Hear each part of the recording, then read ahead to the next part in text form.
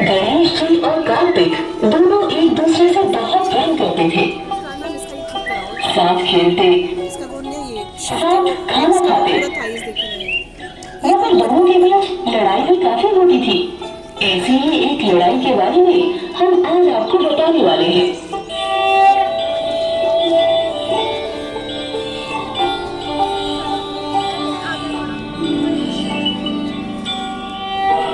एक बार माँ पार्वती अपने दोनों पुत्रों को बड़े प्यार से भोजन खिला रही थी। ये निवाला गणेश का, ये निवाला कार्तिक का। माते, आज का खाना तो बहुत ही स्वादिष्ट बना है और ये लड्डू देखकर तो मेरे मुंह में पानी आ गया है। ओह गणेश, तुम कितना खाना खाते हो? माँ, ये गणेश एक बार में कितने लड्डू खा जाता है? मेरे तो सिर्फ 2 ही लड्डू खत्म हुए हैं, मुझे और लड्डू चाहिए। माँ, आप पहले मुझे लड्डू दो। नहीं माँ, पहले मुझे दो। ये ले कार्तिक, मैंने तो सारे लड्डू खा लिए। दम है तो मुझे पकड़ कर दिखा। देखो तो आपने, गणेश सारे लड्डू ले भागा। रुकिए, इससे थोड़ा अभी तक करता हूँ। कार्तिक, मैं तो यही खड़ा हूँ। कितने स्वादिष्ट लड्डू हैं। ऐसा कहकर गणेश जी गायब हो जाते हैं। देखिएगा, गणेश बार बार अदृश्य हो जाता है, इसलिए मैं उसे पकड़ नहीं पाता हूँ। तभी वहाँ नारद मुनि आ जाते हैं। नारायण नारायण। कार्तिक को माँ पार्वती से हट करता देख नारद मुनि समझ जाते हैं कि गणेश और कार्तिक झगड़ा कर रहे हैं। प्रणाम देव ऋषि नारद, कहिए कैसे आना हुआ? देवी पार्वती, मैं तो आपको ये दिव्य फल देने आया हूँ। जो भी इस फल को ग्रहण करेगा उसे अमृतत्व और अतुल्य बुद्धि प्राप्त होगी। नारद मुनि की बातें सुनकर गणेश और कार्तिक दोनों बोल उठे। ये दिव्य फल तो मैं ही खाऊंगा।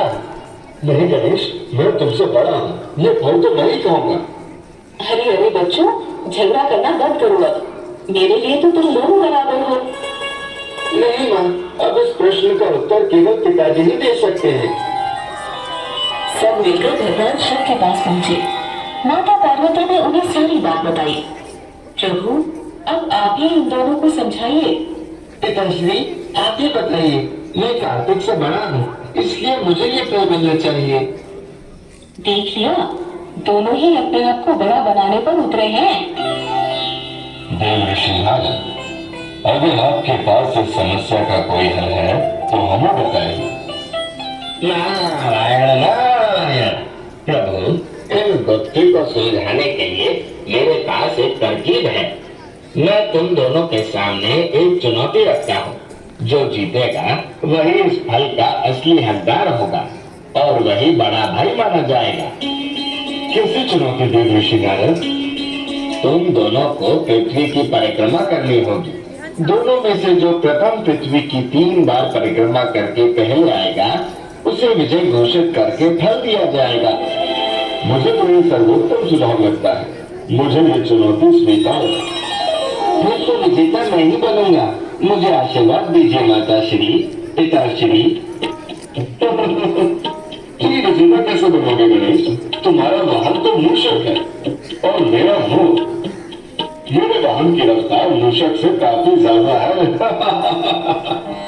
ऐसा कहकर कार्तिक तुरंत अपने दिव्य वाहन मोर पर सवार हो गए और आकाश में उड़ते हुए चले गए।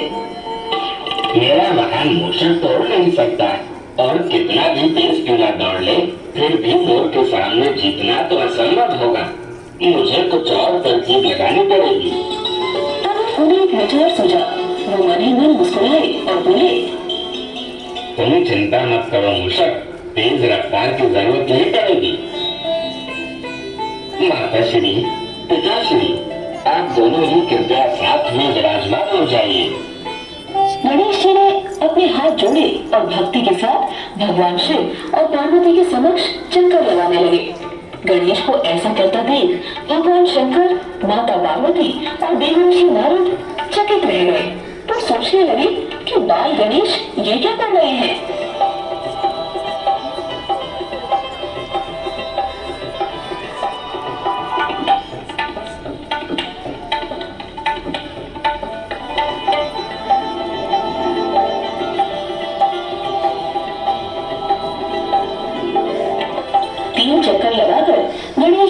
भगवान शंकर से कहा, माँ, मैंने 3 चक्कर पूरे किए हैं, अब मुझे वो फल दीजिए ना।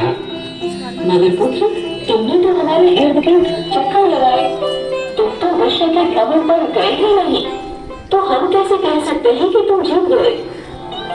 माता, विश्व का भ्रमण करने के लिए मुझे कैलाश छोड़कर जाने की आवश्यकता ही नहीं है। वेदों और शास्त्रों में लिखा है कि माता पिता के चरणों में ही पूरा संसार विराजमान होता है। माता पिता ही संतान के लिए त्रिलोक के समान होते हैं। जो मैंने आपके इर्द चक्कर लगाए, उसका मतलब मैंने विश्व के चक्कर लगाए और अपनी चुनौती को पूरा किया। मेरे लाल, मेरे गणेश। पार्वती, वेद पुराणों के हिसाब से गणेश की बात सत्य है, इसलिए गणेश ही चुनौती का विजेता माना जाएगा। तभी कार्तिक भी वहाँ आ पहुँचे। माता, पिताजी, मैंने विश्व के 3 चक्कर लगा लिए। बहुत अच्छे बेटा, मगर गणेश ने तो ये चुनौती जीत ली है। क्या? मगर मैं तो गणेश जी को रास्ते में कहीं देखे ही नहीं। देवर्षि नारद ने कार्तिक को सारी बातें बताई। वो भी गणेश की बुद्धिमानी से बहुत प्रसन्न हुए। उन्होंने गणेश को गले लगा लिया। उसके बाद माता पार्वती ने अपने दोनों पुत्रों को वो दिव्य फल मिल बांटकर खाने के लिए दे दिया।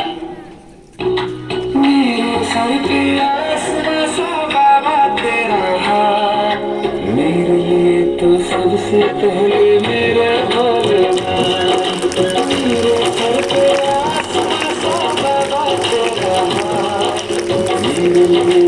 सबसे पहले मेरे